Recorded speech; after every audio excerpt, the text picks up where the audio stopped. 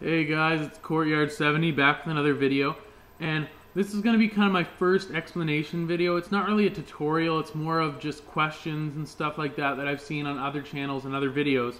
And basically what this is I, like, a lot of people are kind of sketchy about whether or not they should jailbreak their iPod, and I just think that if you're well informed, then you can make an informed decision. So that you'd want to know all the information before you make such a big decision, because it is an expensive piece of equipment, so you don't necessarily know if you want to do this. Basically what I'm going to do is list off the pros and cons of jailbreaking. As you can tell, I'm definitely pro for jailbreaking, so I'll be kind of biased, but it's pretty much true anyways. So the first thing, my favorite thing about jailbreaking an iPod is customizing. I think that's a lot of people's big thing. As you can see on my iPod on the screen now, I have a different theme. It's called I Would Realize, and those are just one of the many themes you can get on an application from Cydia called Winterboard. Now you can download these. You can make them yourself. You can turn your background basically any color with any background you want, essentially. And there's a lot of cool things about it. Customizing. You can change the color of your font. You can change your font. You can change the keyboard that you type with. This also works for iPhone, by the way. You can change all that, and you can change like the top bar. You can change the banner on the top. That's what I meant.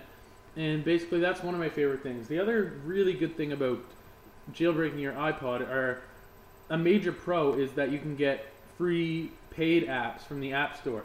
And what this means is you have to download a file called Installus, and there's a tutorial which I'll show later how to get free paid apps from the App Store. So any app that is in the App Store, either free or paid, you have access to through Cydia and Installus, and that's a huge thing for me.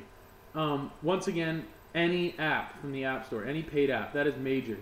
But there is a con with this. You cannot update your apps if you've downloaded them cracked apps from Installus or Cydia. The only way to actually get them updated is to delete them and delete the source and then re-download it again and put it on your iPod. Now this isn't a huge deal, but it is kind of a pain rather than just going normally to the App Store and clicking update.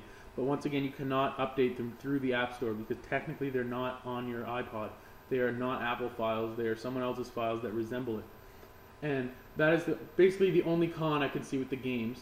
And another major good benefit for this is there's ROMs and emulators you can download. So right now, currently on my iPod, I have a Game Boy Advanced ROM, I have a Super Nintendo ROM, I have a Sega Genesis ROM, and an original Nintendo ROM. Sorry, those are emulators.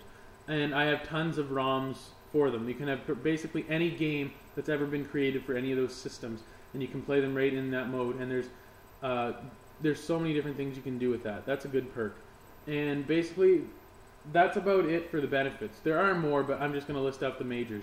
Now, for the cons, I really can't see a whole lot here. The only thing I can think of is possibly the fact that it does slow your system down a little bit, but not tons. And I don't mean like if you're playing a game, it's going to be jerky or the frame rate's going to be bad.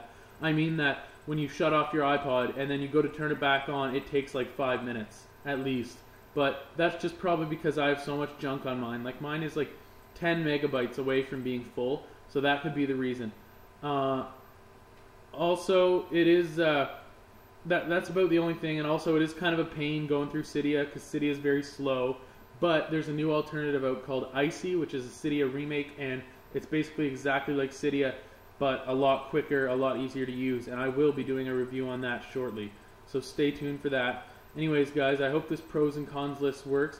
Overall, I definitely recommend you download and basically watch videos on how to jailbreak your iPod. Make an informed decision, guys, but I definitely am for jailbreaking your iPod. At first, I was a little weary, but then I got all the facts straight, and there's no risk. The worst thing that can happen is you have to restore your iPod, and it's back to the out-of-box factory quality, which means there's no games or apps or movies or pictures or anything like that on. But the way to solve this is just have it synced with iTunes that you can sync it back on the next time. That is the worst possible thing that can happen. It won't even come to that, most likely. Anyways, guys, my iPod shut off there, so I guess it's time for me to go. So stay tuned for more videos. There'll be more coming. Thanks a lot.